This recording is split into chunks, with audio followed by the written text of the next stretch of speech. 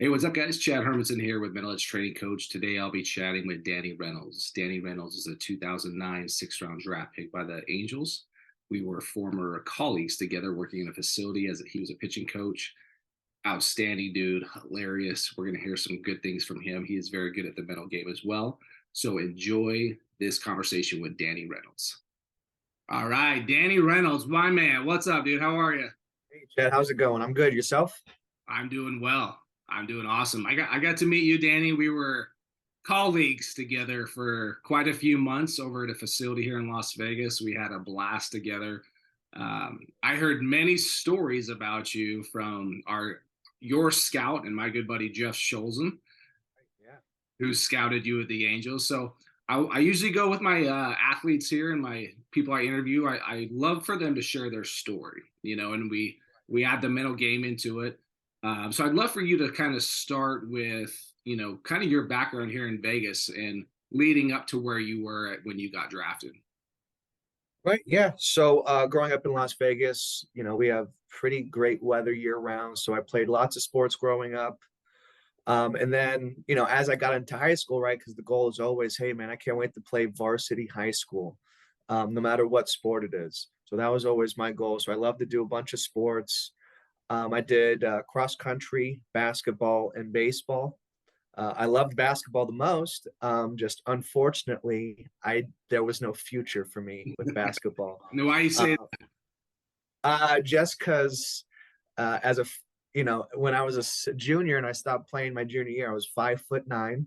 that? I think maybe 120 pounds. The athletic director and some of the coaches, they were like, "Look, you're good, but we think you might do something a little bit more special in cross country or baseball." So I really invested a lot of time in those, doing, different baseball camps and running workshops and so on and so forth. And then come senior year, I was just fortunate enough that, as you had mentioned, Jeff Scholz, my scout, he just so happened to be watching somebody else on a baseball team from Gorman. They're nationally ranked. I think they lost in the 4 years that I was in high school. I think they lost 5 games. Mm. Um, so for 4 years in a row, they were the number one team in the country. So they're going to get a little bit of exposure. I was fortunate enough that I was invited to throw in front of some teams, just some scout ball teams, nothing too serious. And Jeff Scholzen was there, and Jeff's an Angel scout. I was very fortunate enough that he saw something in a undersized and skinny kid at the time, right? I think when he saw me, I was 5'9", maybe 140. But he just told me, hey, there's something special in there. I want you to keep working on this. I see a bright future for you.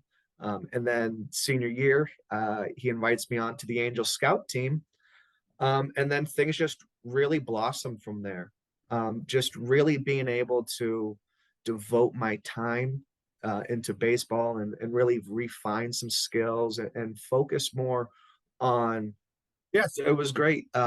Jeff invited me onto the Angels Four Corner Scout team, and then from there, I was just able to really get around high quality athletes. And I'm kind of, I'm new to this. I didn't really think I was going to do anything spectacular with baseball. And there's all these kids who are 6'4" from Utah, 6'2" from Arizona, all these big guys throwing 90s. So I just started picking their brain and asking them, hey, what's your thought process on this? And how'd you do that? You're an incredible athlete. How are you doing this? And then, everything just blossomed from there. Come And where senior where year. was your velo at? Because you're saying these guys are up around 90. Where were you at this point? Yeah. I mean, I wasn't terribly slow, but I was probably 85 to 88 in the fall. I think maybe I touched 89 or 90 once. Um, but yeah, just hearing from some of these bigger kids who threw hard, right? Because at the end of the day, what gets you seen? Velocity, right? So I knew, okay, I need to throw harder. So I started asking these guys, what's your long toss program? What's your workout regimen? What are you eating? How are you doing X, Y, and Z? And then just being able to be around these higher level athletes helped me develop into the pitcher that I became my senior year, where I was every start was 92, 95. And then kind of the ball started to get rolling from there. A lot of teams started showing up, and I was very thankful that I spent so much time with Jeff and the Angels. He ultimately, with the Angels, drafted me in the 6th round.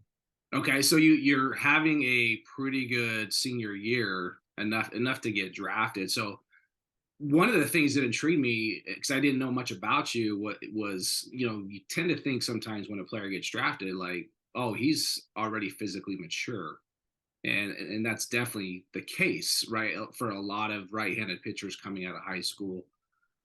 So where were you at? Were you still around 150 pounds what was your size when you got drafted? Absolutely. Have it written on my board. I was 5'11", 158 pounds. So And for me, I held on to that personally just because a lot of again, I'm beyond thankful that Jeff believed in me. But there were a lot of pro teams, and even college, junior college. Oh, you're a little bit undersized. If you'd like, you could be a walk on.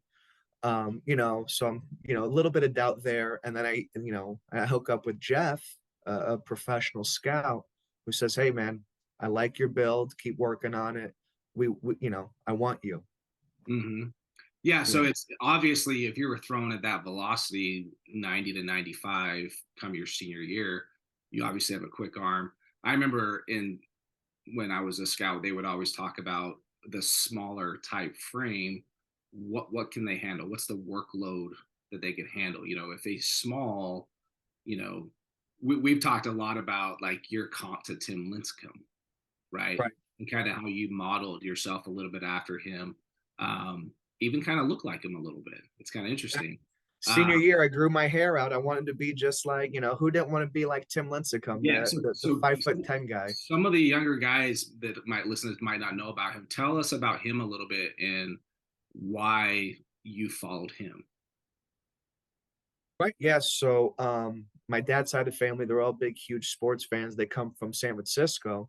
So just growing up, I grew up a big Giants fan and a 49ers fan. In 2009 was my senior year, and the Giants had selected Tim Lincecum, one of the best college pitchers, had a little bit of an unorthodox um, delivery, but I saw similarities in the fact that, hey, I try to throw hard. This guy throws really hard. We're both similar in size. So I kind of modeled all my mechanics after him. And it just so happened that he was also with my favorite team. Young guy throwing, or a small guy throwing 95 to 100. I think he won like 2 or 3 Cy Young awards, got 3 World Series. So I saw that and I thought, crap, that's kind of the career I'd like to have. So I try to model all my stuff after him. Did you, because he had that kind of unorthodox delivery, right? Very like kind of use full body, very long stride. Did you ever get into trying to be like him in regards to the mechanics of things? Yeah, a little bit. So I kind of had that little bit of a coil that he had. For me, everything I learned in the amateur level was just off of watching. 2001 was my very first year in Little League. Dodgers get Hideo Nomo is the biggest sign like in the history of baseball at the time. He did that little turn. I wanted to try and mimic that and do that turn. Lincecum had a variation of that. So at the time, my senior year, he's the top dog. I want to be exactly like him. I have that turn already. So I kind of tinkered, trying to just be like him as best as I could.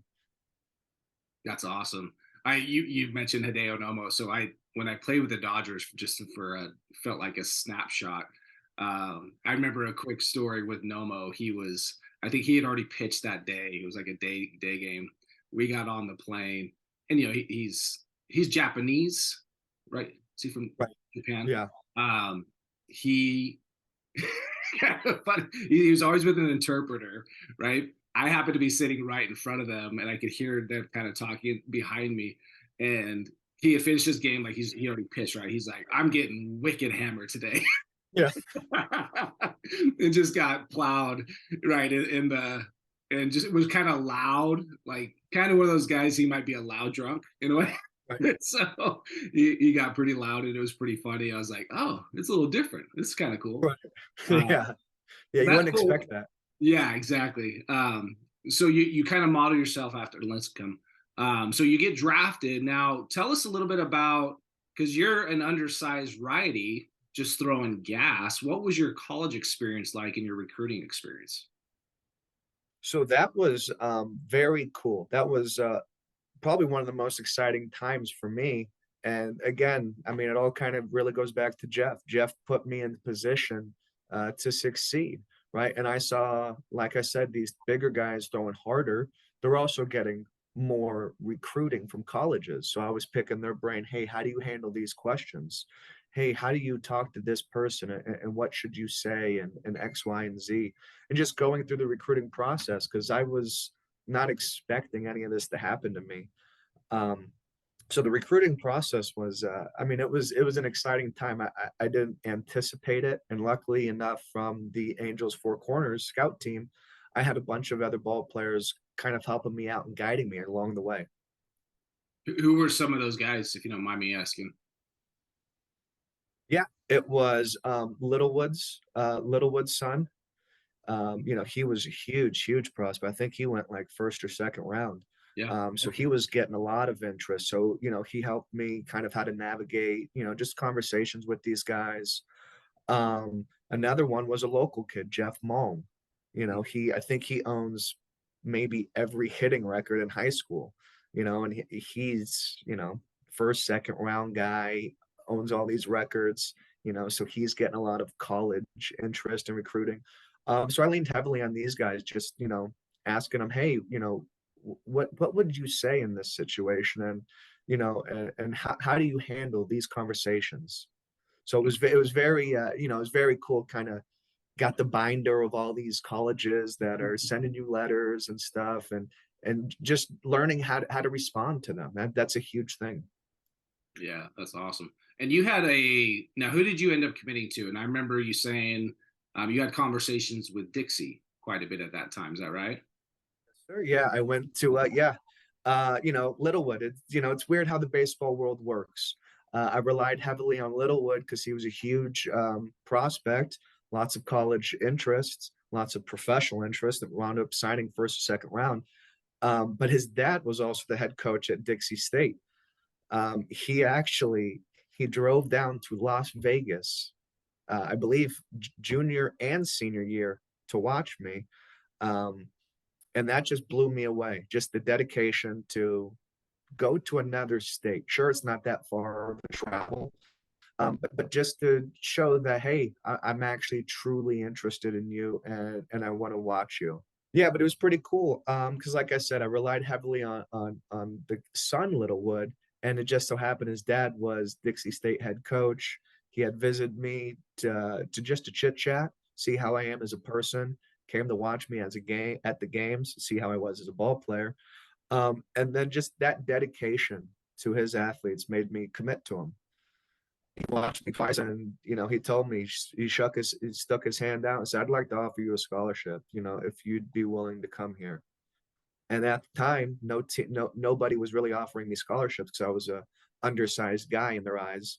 And he on the spot said, "Hey man, I'll give you 100% scholarship." Yeah, that's Yeah, and incredible. that was for me, it's the loyalty and being there and showing face. Um, Literally up until maybe a month before the draft, I had zero college offers except for Dixie. So that So I that's told what's myself, yeah, that's what's intriguing to me when you were telling me your story. Is here's a guy that obviously has talent, like is pretty good. Is having a really good senior year. Colleges are sending you info, but you're not committed anywhere, and yet you get drafted from a professional standpoint, right? What do you think it was mainly just your size that was maybe scaring colleges away? And you obviously had one guy that believed in you at least on the major league side, but that's what they were telling you mainly. You need more yeah, time. yeah, absolutely. I had a few colleges locally and kind of nearby in the West. Hey, you're pretty good, but right now you're just undersized. Would you like to be a walk on or a red shirt? And in my mind, I'm thinking, well, this is kind of nuts. I'm talking to a professional scout right now saying, hey, we love you. We're going to take you. Mm-hmm. And these colleges, I couldn't get a scholarship out of anybody. I had a 3.6 GPA. thought I was throwing well enough. But yeah, no, and this is what I tell kids all the time is, look, things, let the chips fall where they may. Mm, Don't rush the process. yep. It's too many times kids get beat up over, hey, I didn't get a D1 scholarship, or hey, I didn't go to the dream school. You can still do what you want to do. Don't let things like that discourage you and beat you up mentally. On that process, what was your improvement from, say, your junior year? Because I'm assuming you were even smaller. Your junior year probably weighed less. What was the transition, and how much improvement did you have from junior year into senior year by the time you graduated? Yeah, I would say, senior year is when everything kind of got real serious for me. We were doing block scheduling at the time at school, so you have like 4 classes one day, 4 classes the next day. As a senior, I had a few open classes. So what I did was on every single day of school, I took a weight training class.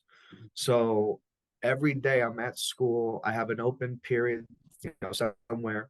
But I always had a weight training class. So senior year, I think I gained 15, 20 pounds, which isn't tough when you're just meat and bones. So yeah, I mean, I think just taking the training more seriously. I was always pretty athletic, but there was no strength there.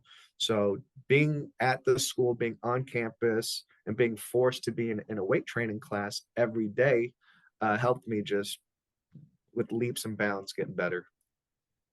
Yeah, and you played a position when you weren't pitching, right, at Durango?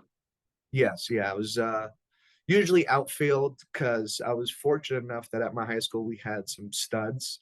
Um, we had a couple of shortstops get drafted pretty high. Tommy Pham is still in the major leagues right now. So I knew shortstop was I was never going to play there. I was fast, like I had mentioned. I loved to run, so I stuck to the outfield. Yeah, you love to run. You love to run so much you did cross country, right? Yes, yes, it You was don't a hear that. bizarre thing. You don't hear that too often mixed in with baseball, right? Right? No, it's a very bizarre thing. What drew you to cross country? I I just like running. I don't know, just I like going fast. It's like, Yeah. So, I love doing sprints. I love running long distance. Because for me, the long distance is more of a mental challenge. Because Mhm. obviously there's always going to be that wall that they always talk about. And how do you get through it? Right? You're either going to stop moving your legs and say, hey, I'm tired, I can't run anymore, or you got to push through it a little bit. So sprinting was always my favorite thing to do. But cross country was a fun challenge for me. Yeah. So I know at work you were running around all the time. Like this guy loves to run. So, Yeah. No, yeah, I love running. um, so so you get drafted, right? Now you go in the sixth round. Is that correct? Yes. Sixth round. To me, this again, that's fascinating. Where a guy he's getting talked to from colleges, but doesn't really have a big scholarship, right? It's not to like a ASU or an Arizona. We're going to Dixie, and Dixie at the time was still a junior college, correct? They had just transferred over to Division 2, I believe, the year prior. So they're D2. Okay, so they're like on Yeah, their probation type years, right? yeah. They had just entered D2. Yeah, they're Yeah, 4 year. Okay, so that just started. So it's a 4 year school now, and yeah, you go in the sixth round, right? And Jeff Scholzen believed in you enough, and um, probably had to do some selling, right, to the Angels staff of like, hey, I got this 5'11", a buck 50, 60 wet, right? Kid that right. Yeah, I have to imagine knowing Jeff, like this guy's the next Tim Lincecum, right. right? Yeah. So you get drafted, right? Did you know for sure that was going to happen? Like how soon were the Angels the only team that was really on you at that point? So and this is what is so bizarre. My senior year, every start, I had every team but the Marlins, every major league team but the Marlins. And I'm signing out all these player interest waivers and forms and all sorts of stuff and the questionnaires. So every team was on me. So I had a good idea I was going to get drafted. And it was just so strange that I couldn't even beg for a Division 1 scholarship. It was just so bizarre. But no, I did have a pretty good idea. And then just talking with a few other scouts because I did a few, sometimes the scouts will come to your house afterwards, either before a game or after a game, and just kind of really sit down and see where you're at and where they're at. Yeah, so I had a pretty good idea that I was going to get drafted. It was just kind of determining whether or not they were going to pay for college. And through the help of some of the other scouts, Jeff, who was the other guy? Bump Merriweather for the Twins, or maybe the Pirates. There's a few other scouts that kind of helped me and just navigated me along the way and told them like, hey, they'll also pay for this as well. Hmm. Um, so I had a pretty good idea that I was going to get drafted. It was just a matter of which rounds. Okay. So you I was you hoping round one. you're right. That would have been like like there's a lot of people that missed here, right? Yeah, I was hoping 1-1. 1-1. Like, man, Yeah, where's this kid from? Durango. Where's he going to school? Dixie, right? yeah, yeah. But it's so that's kind of all happens. You have an interesting experience. Now you're in pro ball. What was it like for you getting into pro ball? Man, that was interesting. Because the first thing was you see a lot of Latins just running around the locker room.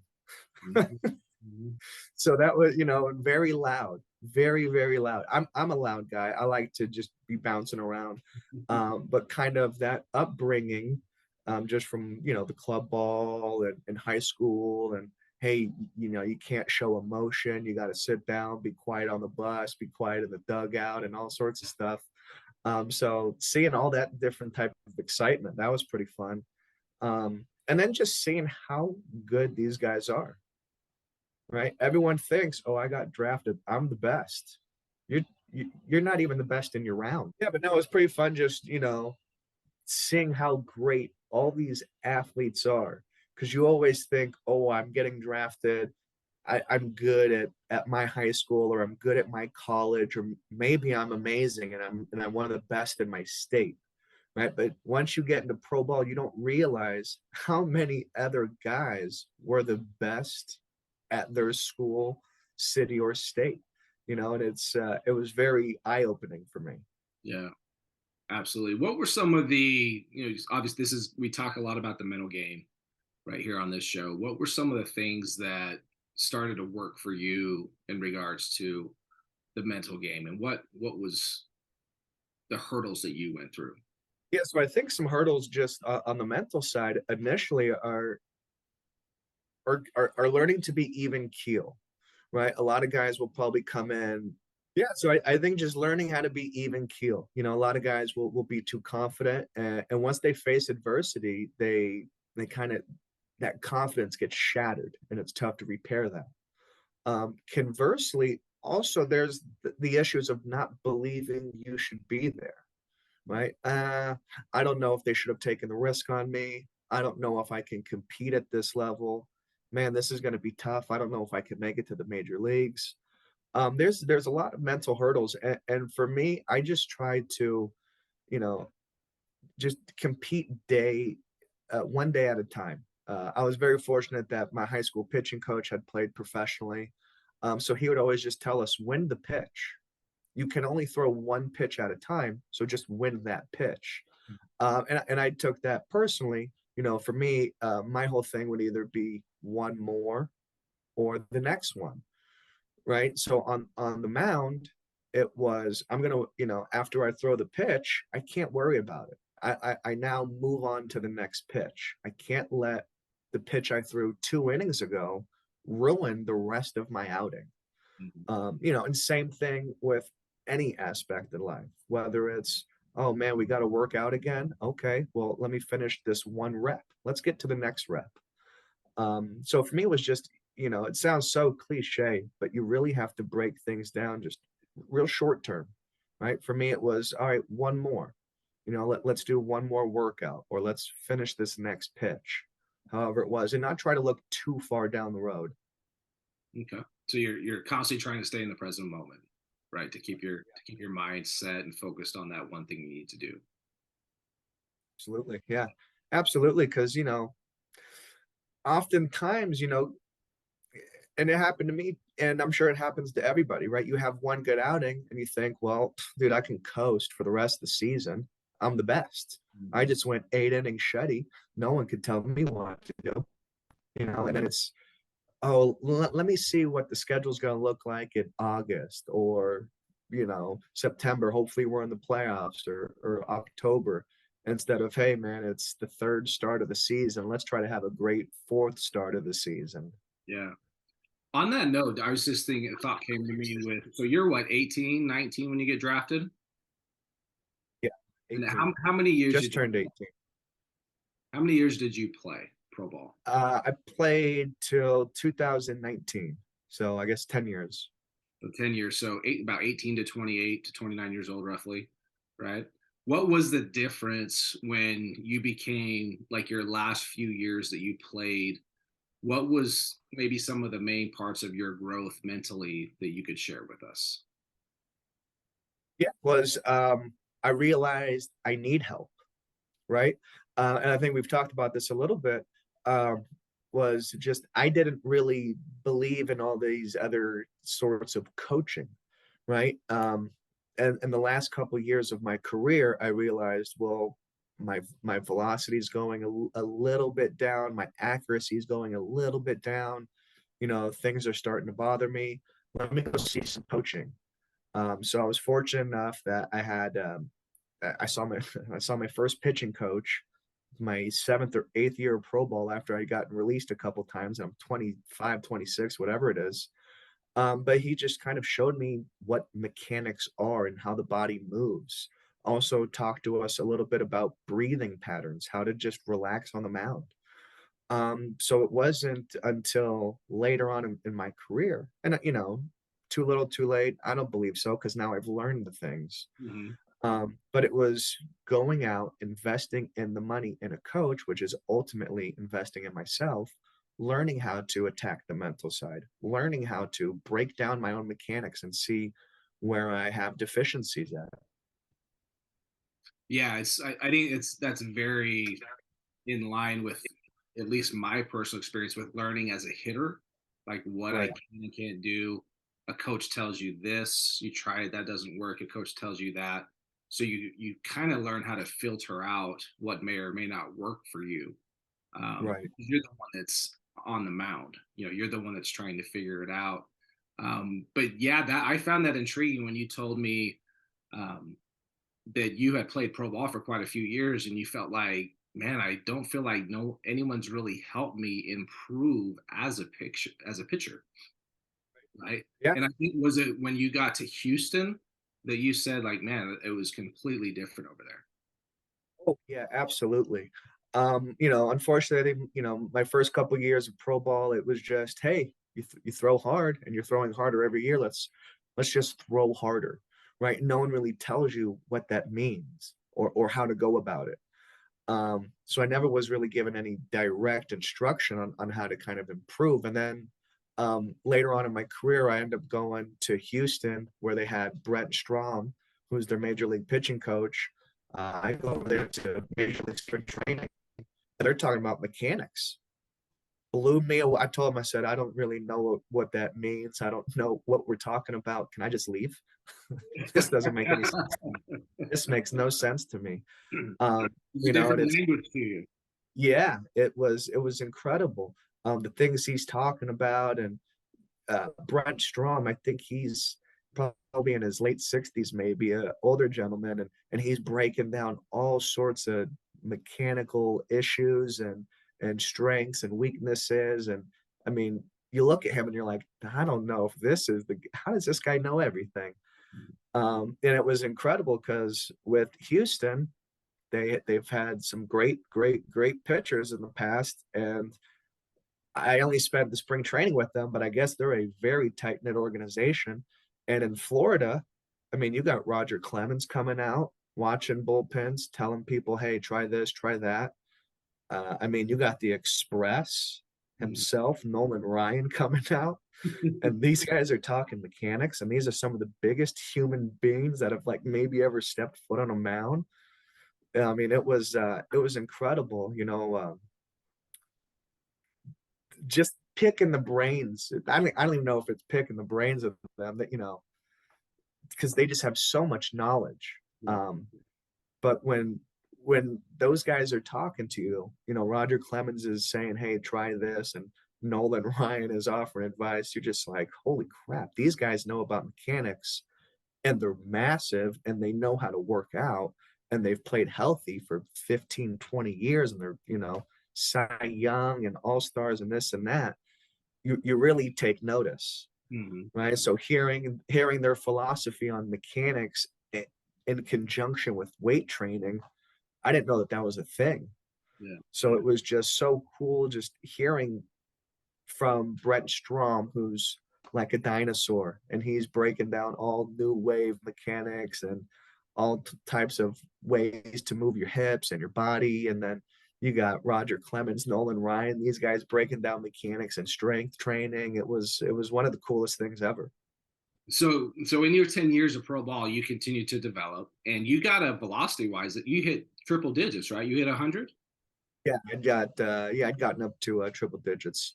Apparently, according to Michael Roth, who was charting that game, I hit 101. The only reason why I know that is because there was a $20 bill on my chair. Ah. And so I asked him, I said, "Hey, what's the 20 for?" I said, do you guys just give out 20s when someone strikes somebody out? And because I just gotten to double A. I was super amped up, just got promoted to double A. And he told me, he said, "No, man, you were warming up at 98, 99." So I told the other kid I was charting with, he's going to hit 100. Mm. And the kid said, "All right, $100 on it." And I apparently I hit 100 and 101. And so he said, "Hey, man, thanks for winning me some money. Here's 20." There you go. It's like a steak dinner, right? Yeah. Yeah. So you're doing well. Now, what role you are mainly a reliever? Is that correct? Yeah. Now, explain to our audience why were you a reliever over being a starting pitcher? Like, what does that mean?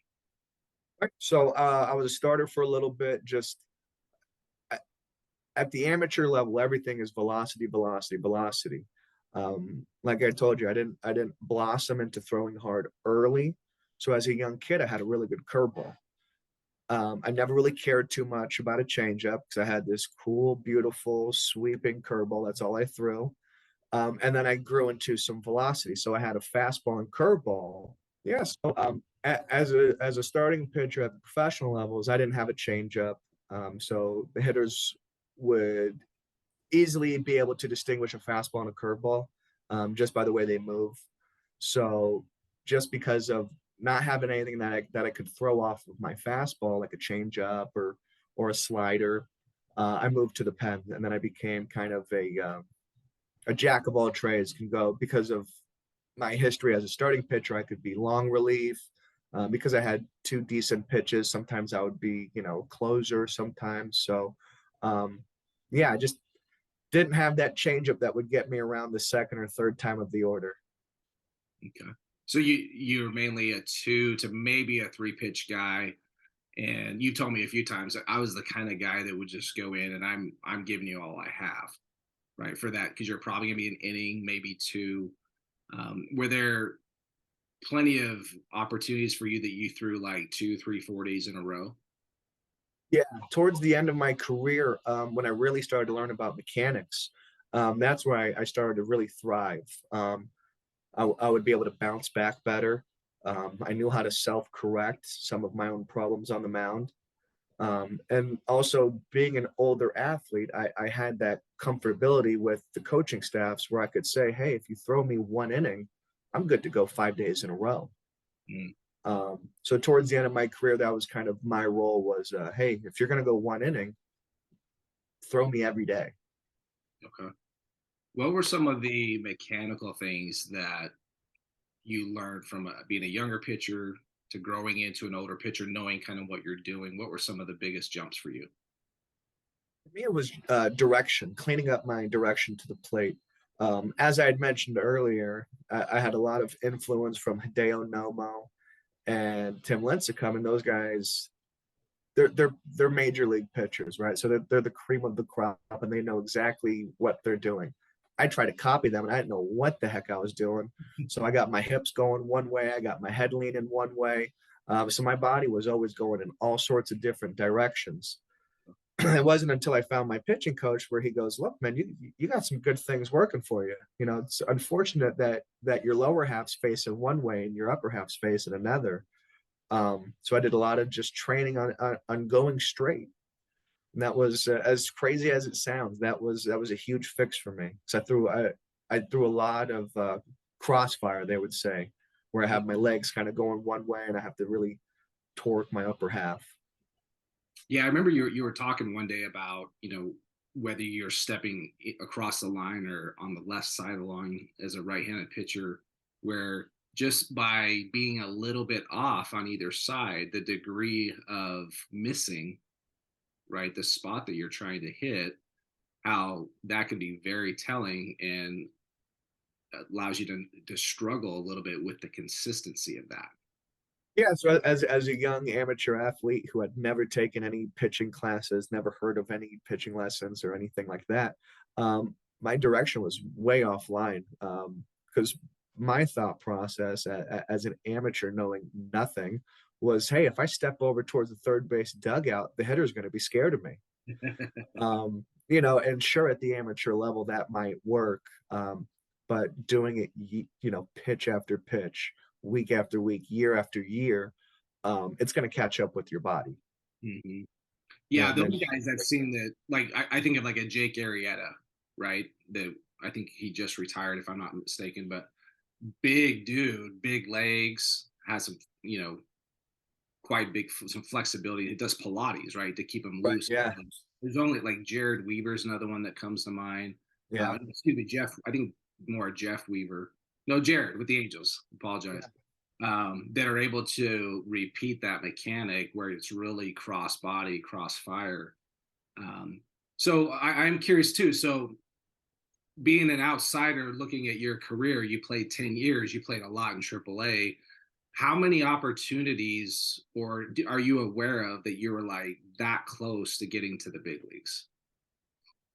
Um, I'm not really sure. For me, I tried not to worry about it too much.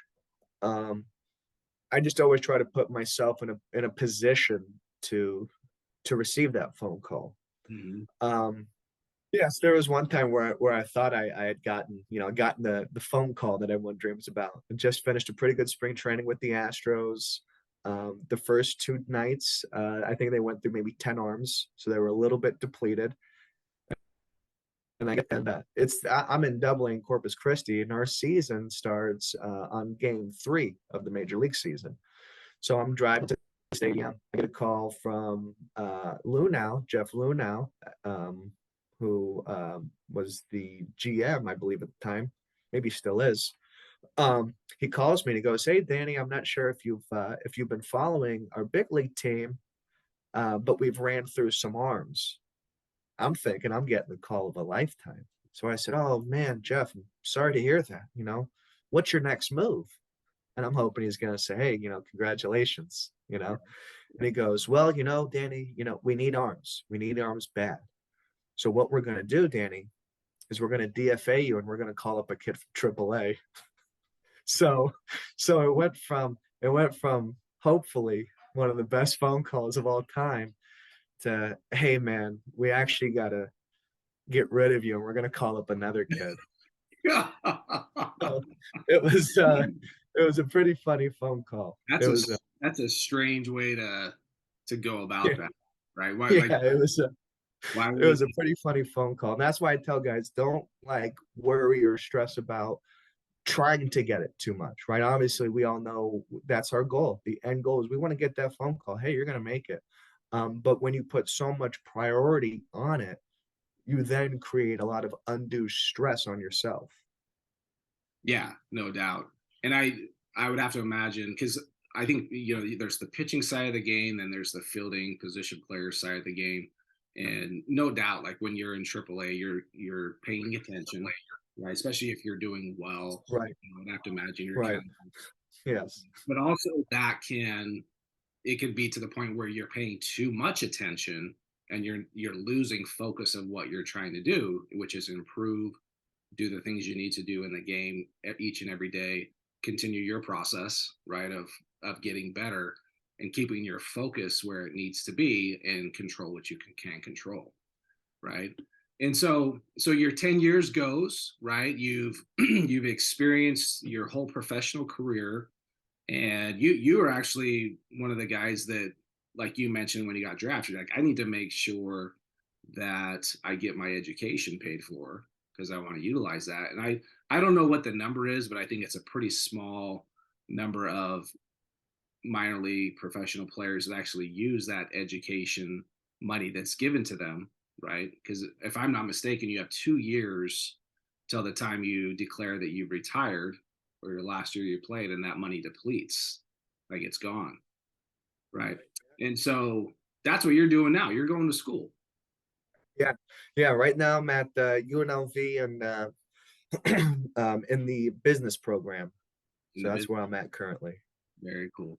And while you're doing that, where we had met, we became friends in regards to working at a facility together. And you're a pitching coach, so you teach Right. kids here in the Las Vegas area. Just outstanding uh, guy to learn from and go to. Highly recommended if you're in the Vegas area. What are some of the things that you see that's pretty consistent that comes up with these young kids in teaching them on the mound? As crazy as this sounds, just keeping your head straight.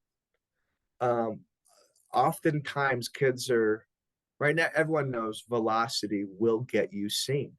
No one's coming to watch you because you threw 10 out of 10 pitches, because if you did, you're probably getting shelled, right? So people are velocity is the thing, right? We have guys, Shohei Ohtani, he's throwing 101-mile-an-hour sinkers. We Mm. have guys throwing 103-mile-an-hour cutters. I mean, what's happening, I don't think baseball's ever seen anything like it. And I don't think baseball anticipated seeing pitching like how it is now. Um, I don't know of one starting pitcher, maybe Greinke. I don't know if he's still active. He might have retired. But I don't. Besides Greinke, I don't know of one starting pitcher who throws under 90. So everyone knows that, hey, it's a numbers game. Throw hard. But oftentimes kids will yank their head off. They'll start to throw and they'll try to throw so hard that their head kind of yanks a little bit to the left. By doing that, now your eyes are sideways, right? So now we're trying to throw to a target with our head sideways, and that's a little difficult. Obviously you'd like to have your eyes straight, your head squared, your eyes straight and leveled. But what I've noticed a lot is just direction, right? Kids are getting off to the side and they're having to tilt their head to try to get straighter to throw more velocity. When if you just stay straight, your head's going to stay a little bit more level, and the arm's going to work more efficiently. Yeah, because if you're tilting your head, if it's here, you got your arm slot, you're there. Your arm slot's going to probably go with you, Right. right? And now the hitter has more time to see the ball. Right, because there may be thinking, well, throw over the top. Because you and Coach Dave, some of the things that I was just paying attention to and listening while you guys were coaching. Um, what is the thing with throwing over the top? Right, we have some cues that people talk about.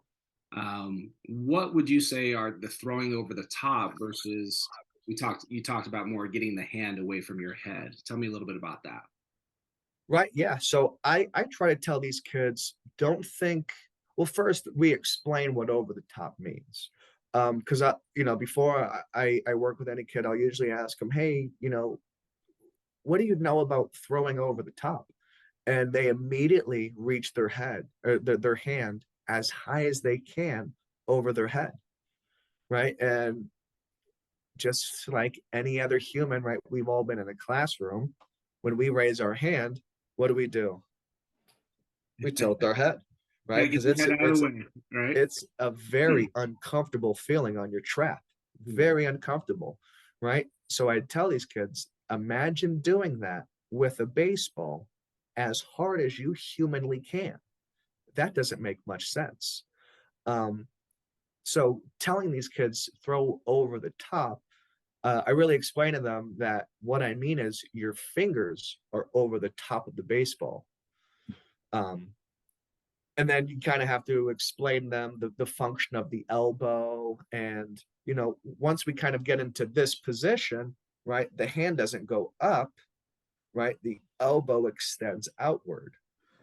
So it's just, having to kind of, So yeah, so you're yeah, you're teaching them, and that because that's one of the things that you talked about, like um, the over the top. If you think about a clock, right? If you're a right hander, 12 is up here, 11, or 1, 2, 3, excuse me.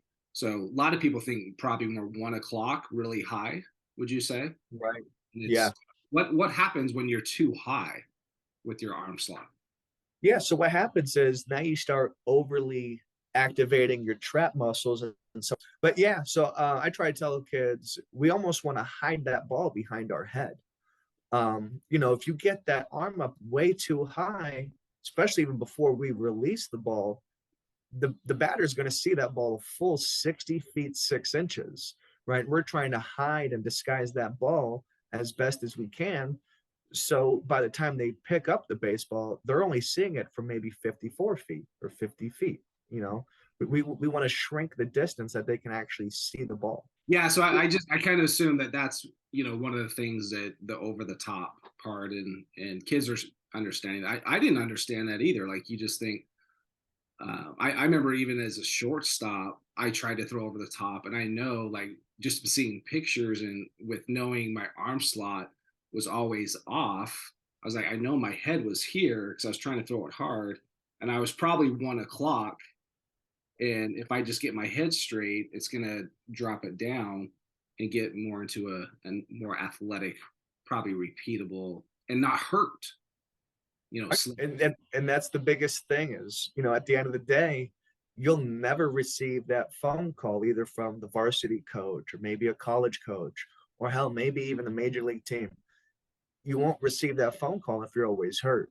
So for me and Dave, our whole thing is health, right? You're one of the biggest pieces of advice I'd ever received, and everything I learned was basically with Houston, was as a pitcher, your greatest ability is your availability.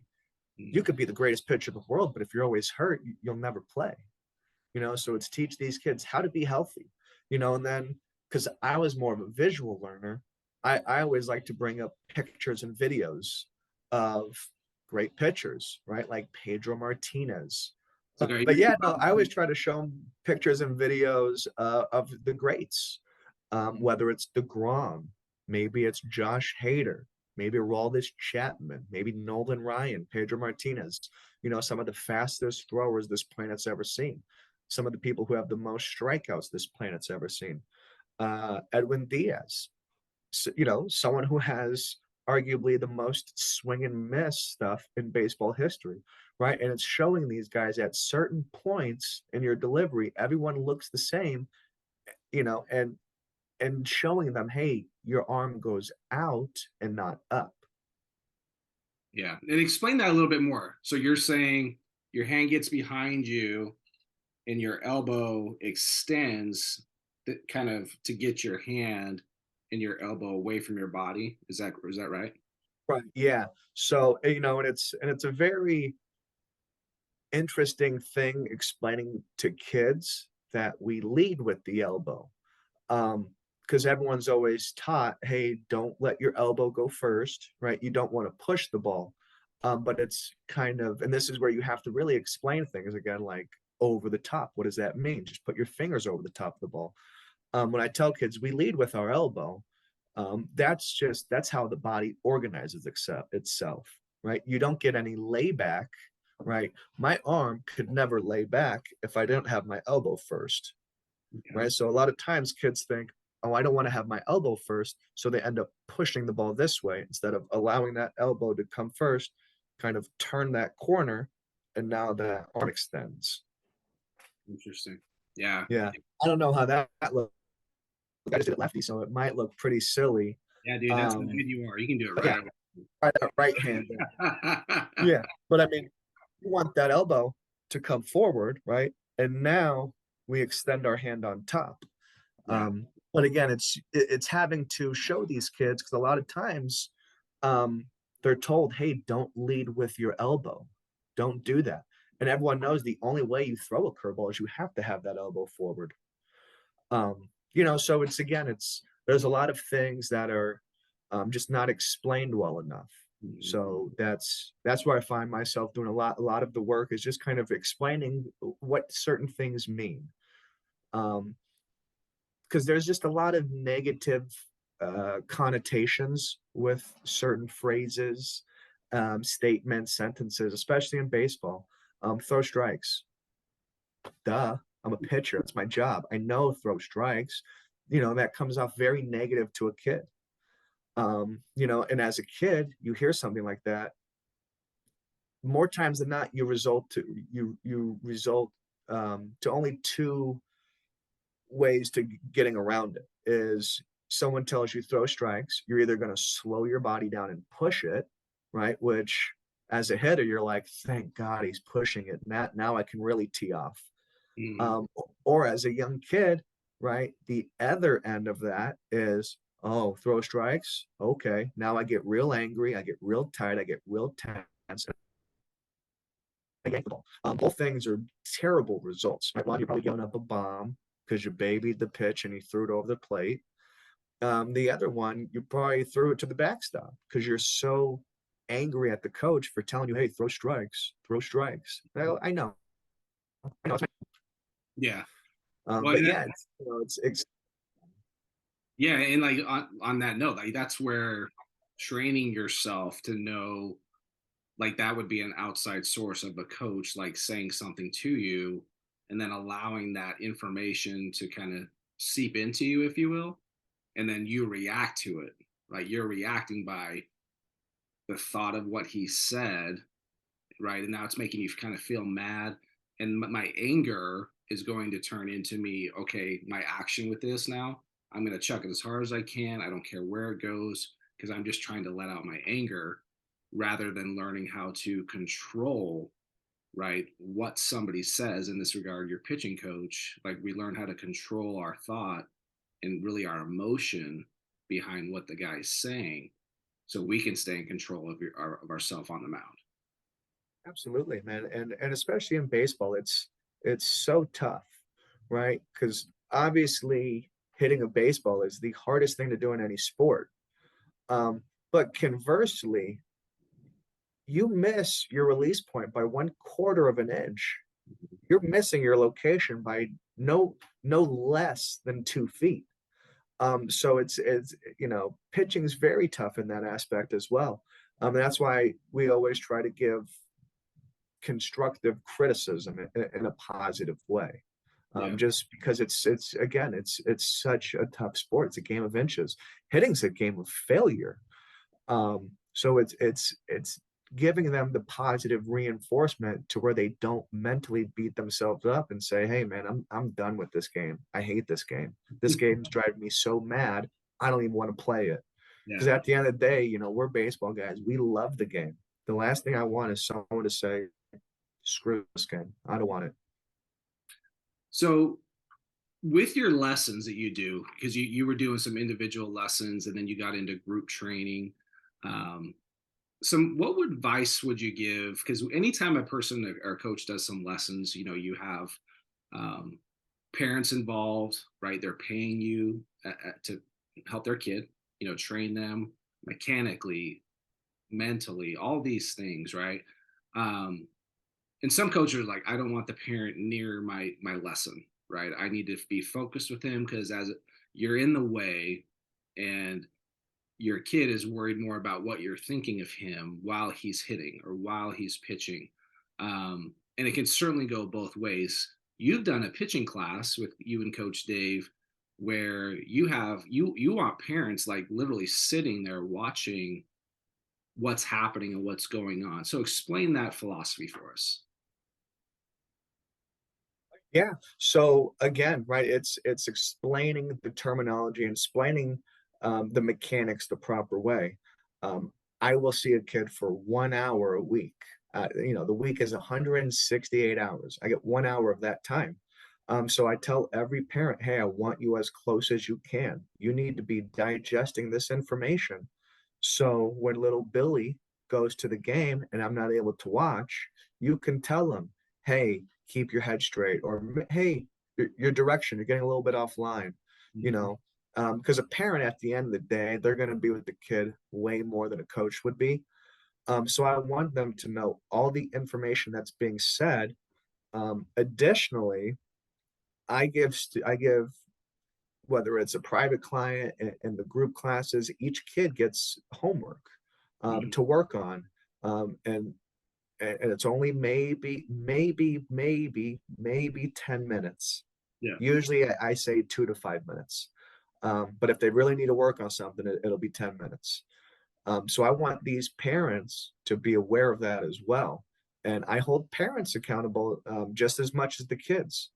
Um, because just like in any facet of life, if you're given homework and you don't do it, you're going to fail. Mm. I always tell these kids, look, I need you to do your homework for baseball. It's only a couple minutes. Your mom and dad always ask you to do your homework for English. This is no different. Right. So I always try to make it applicable to real life things, right? Because at the end of the day, and it's funny, I was telling a kid the other day with this dad in the cage, 240 kids will make their major league debut next year. Assuming half are in the US, that means 120 people out of 8 billion will make their major league debut, Right. right? Do I want every kid to make it to the major leagues? Absolutely, right? That means you're the best of the best of the best. That is so cool.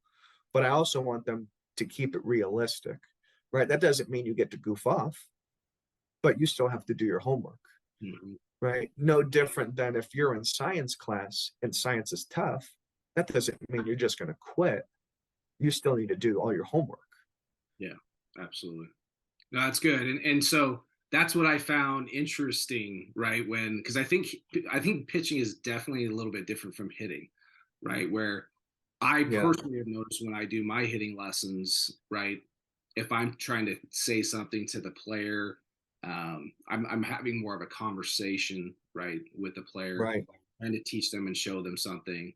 And a lot of time, I'm a very basic coach in that regard, like, hey, let's work on this. But then when you have a father, even a mom, that's right there as well, like kind of chirping at the player, doing the same thing, there's Yeah, a fraction there.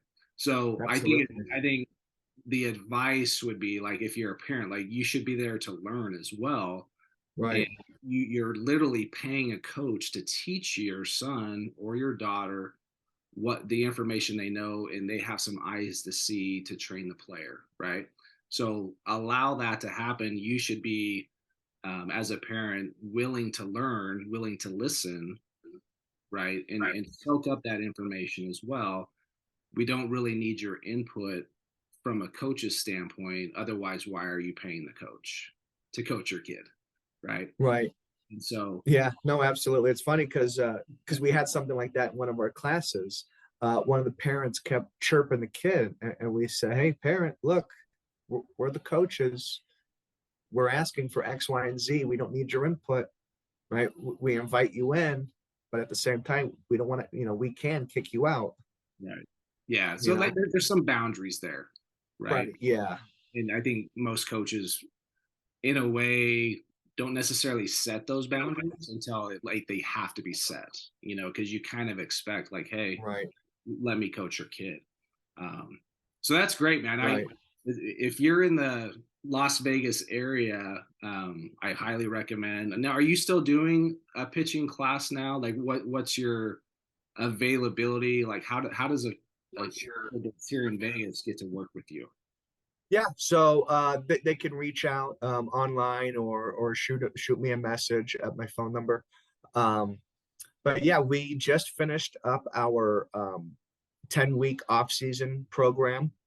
We are starting our new in-season because a lot of kids um, they have little league tryouts coming up, club ball, high school. But no, we have our 10-week spring in-season curriculum going on right now. And actually, we just finished up our 10-week off-season. Now we're doing our spring training or our in-season spring throwing program starting this upcoming week, Tuesdays and Thursdays. Tuesdays are at Z Cages out in Henderson from 6 to 7. And then Thursdays, we are at Bases Loaded on the west side from 5:30 to 6:30. And this curriculum is designed to teach these kids right now that they've learned how to move efficiently and how to throw hard and what helps us throw hard. Now it's, hey, this is season time. Now we're going to really go over sequencing. We're going to go over off-speed pitches. We're going to learn how to attack and get hitters out with certain formulas. Yeah, I love it. Yeah, I was able to see one of your classes, and just the improvement in is it 10 weeks class, correct? Yes. Yeah. Yeah, I remember watching some of the kids when they first started with you first week, and then like I glanced and kind of watched about week 5 or 6, and just the fact that they were how much better they were moving, right? They were more fluid in their movement and their actions, and like I remember the first time they're very low confidence. They have no idea what they're doing. They're throwing the ball all over the place, and then that 6th week, I think it was like a new player, right? And they're smiling, they're having fun. I'm talking to the parents, and they're smiling, they're having fun, right? And they're like, yeah, this is, they're getting their money's worth, if you will. And you could just see it kind of in their face and in their eyes, like, this is it, man. This is really cool. So kudos to you. Yeah, well, it's because it's like you said, the confidence thing, right? Is you want to build these kids up to give them confidence. You don't want to just tear them down. Some of these kids are 8 years old, 9 years old, 10 years old. You don't want to tear them down and say, hey, you stink. So it's, explain them the correct terminology and then, build confidence. Absolutely. Well, awesome. So we won't give out your phone number here, but if someone wants to reach you, say on Instagram, where can they reach you on social media to reach you? Yeah. So it's funny. I somehow got my page hacked. But they can reach me at yeah, and of course they don't have any support staff, so yeah, that page is completely gone now, unfortunately. But they can reach out to us online at LasVegasPitchingPerformance.com.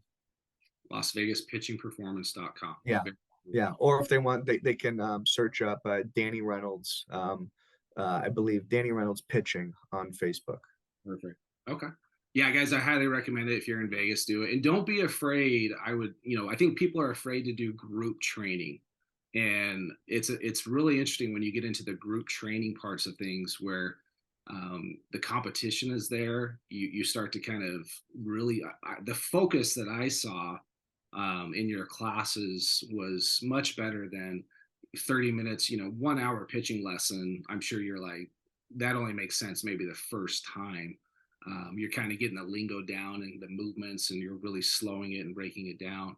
But when you get into like small groups, right, and groups of 3, 4, 5, roughly, and it was a very fast-paced moving class, right? So it keeps them moving, and that's what I noticed, right? It's competitive, and they're learning something, and it was a game-like atmosphere.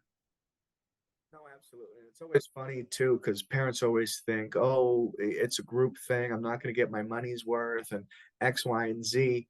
And like I told you, I'm a visual guy. So I'll show them of when I used to train. When I first found my pitching coach, it was about 15 of us. I mean, we all don't go at the same time. There's some breaks in between. But there'd be 10 to 15 guys in our pitching guy's backyard, and I was the only minor leaguer. So I tell these guys, look, this is what a lot of World Series champions, this is what a lot of all-star pitchers do, right? People train in groups just because you can bounce ideas off of each other, right? Hey, that's a good pitch. How do you hold it? Oh, nice cutter. I've never thrown that. How do you hold it? Yeah. Sweet too. But, and then they start bouncing ideas off that. And then better than being able to bounce off ideas is then these kids become friends, Yeah. right? So whether Yeah. baseball works out or not, you made a friend.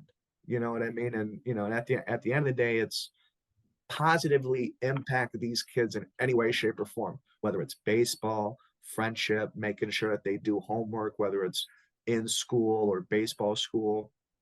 you it's you wanna have a positive impact on someone's life. Absolutely. Yeah. Well, you're killing it, dude. You done very well here, and there's anytime someone asks about pitching coaches in the Vegas area, you're definitely in that category of someone I would recommend. There's a few others that are in that boat too, and um, number one, a good dude, very knowledgeable, and then you've added a guy, Dave Brown, that has a lot of experience being up in Northern California. Is showing you some of the things that he's learned from other professionals as well. So if you guys can get out and do a class with Danny, highly recommend it. But Danny, appreciate you coming on board, dude. It's been a Thanks for having me. pleasure working with you. Like we had so many laughs over the last few months together, and like I said, guys, get out and reach out to Danny Reynolds, and we will see you guys in the next episode. Take care. All right. Hope you guys enjoyed that conversation with Danny. As you see, Danny's very knowledgeable. Apologize. We had a lot of issues there with his video. The internet connection was very unstable there.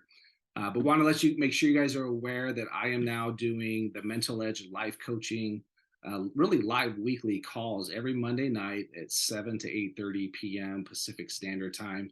The idea behind this is getting players, athletes, both in high school and the college area, to come onto a call and they bring something to the table, meaning they want to get coached on something. I've been going through life coach school the last 6 months and really trying to dive into helping players and athletes with this particular model on really diving into what they're thinking, what they're feeling, what their actions and results are, and kind of giving them an idea of how their thoughts are creating their results. And it's something I certainly wish I knew as a young teenager in pro ball, even as an adult. It's really fascinating what I learned as an adult.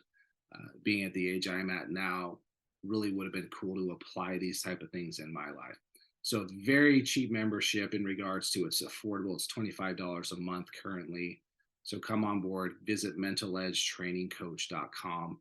Have your athlete, I don't care, male, female, whatever the case may be, any sport, they bring something to the call. I will do my best to coach them. If we have a lot of people on the call, we'll try to get as much call as far as the coaching side goes into that hour and a half.